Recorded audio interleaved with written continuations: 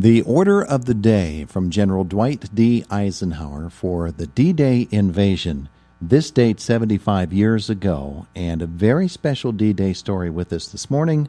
Carson Greene joins us again. Good morning. Good morning, Todd. How are you, sir? Wonderful, wonderful. And I should say happy 55th wedding anniversary to you today and to your lovely wife. Well, I'm sure she's listening. I'm sure she appreciates that. I'm sure she's embarrassed, maybe, but... I'm sure she's wondering where you are because she probably thinks you're just downstairs. That could be. We get married very young in West Virginia, so we're not that old.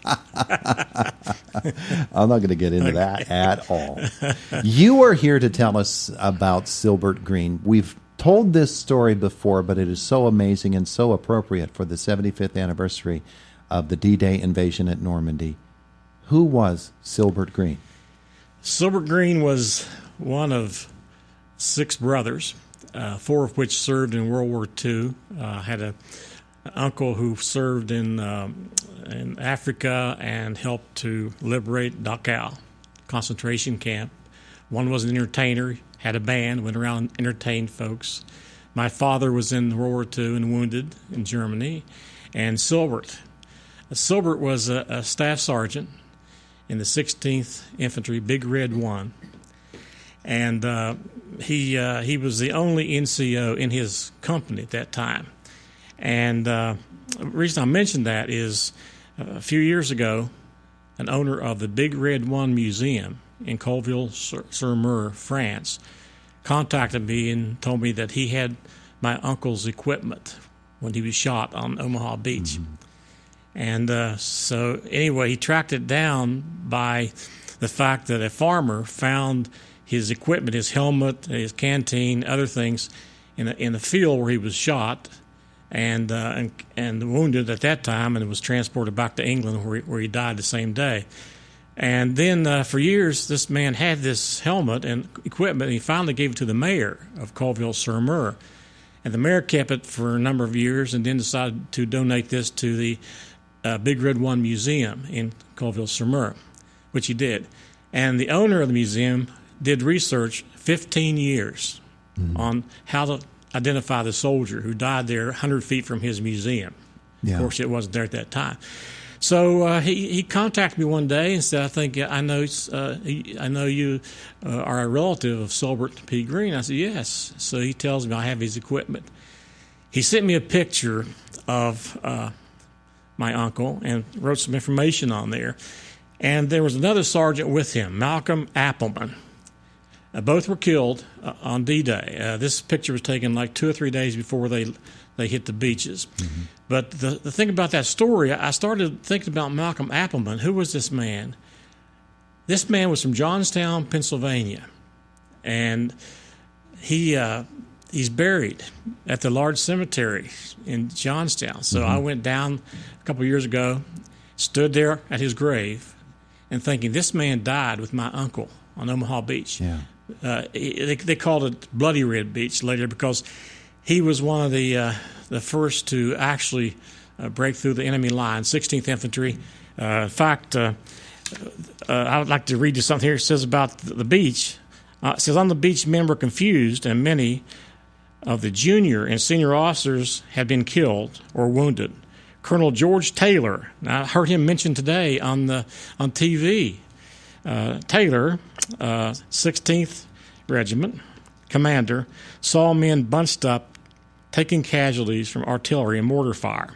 He exhorted his troops, 2 kinds of people are staying on this beach, the dead and those who are going to die. Now let's get out of here. Yeah. But anyway, so my uncle was part of that group who was able to hit the beach. They hit the beach at 6:30 in the morning, and at 10 o'clock he was shot by a sniper. When the Germans were being overrun, they would leave snipers to pick off what soldiers they could.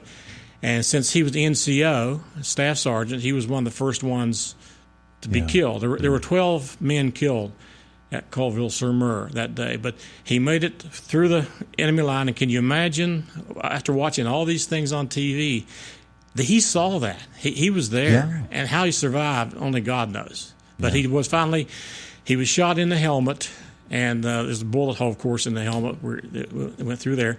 He was taken back to England and died in England the same day, and is buried at Cambridge Cemetery in Cambridge, England. And so here is Carson Greene, growing up in West Virginia. yeah, Silbert Greene is from West Virginia. yes, And you have lived most of your adult life here in right. Indiana County. Mm-hmm. And you hear this amazing story of your uncle. And you end up having just to make a short trip to Johnstown to find the grave of the man who died with your uncle. What are the odds? Yeah. And then one thing I'd also like to mention, tie in with that. A few months ago, I was at this store where I purchased some items, and the owner of the store had an old suitcase up in the corner. It was World War II.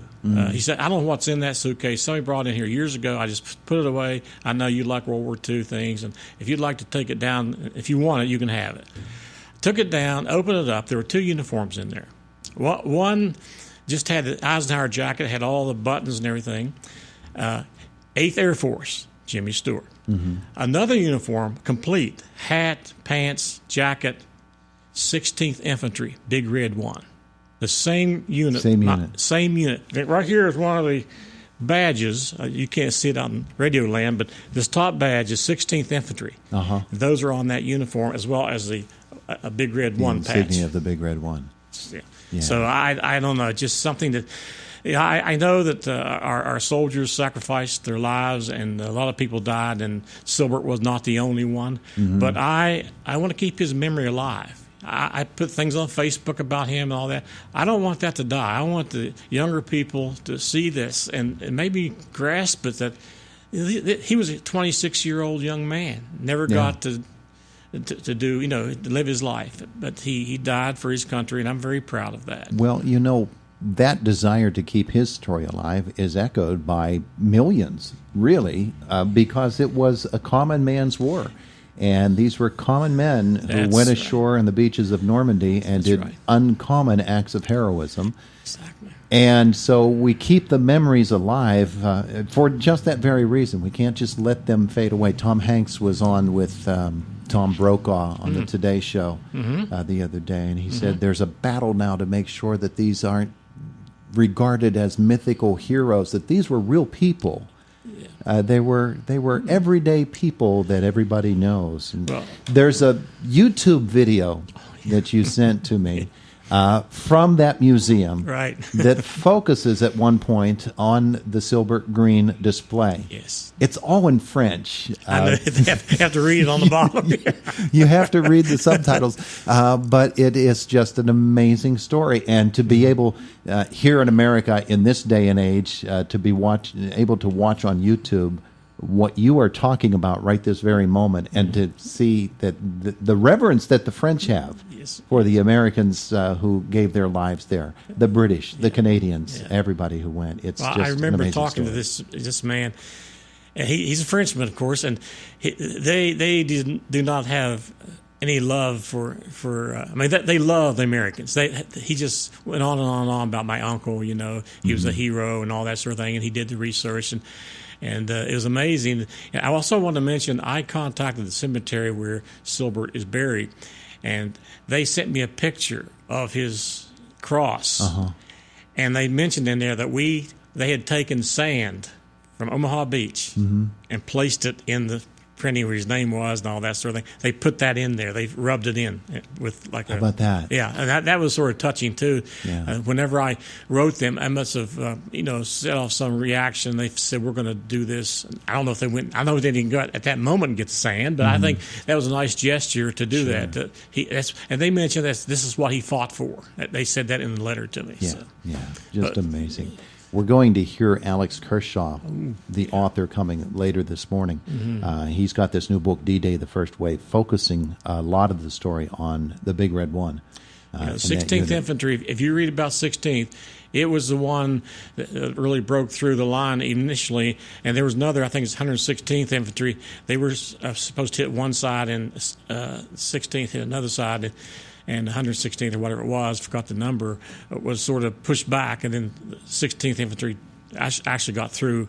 That they were right there in the battle. When you watch Saving Private Ryan, that's my uncle in the first 20 minutes. Yeah. There's no doubt about it. That's the story. Yeah. That's the story, and what an amazing story it is.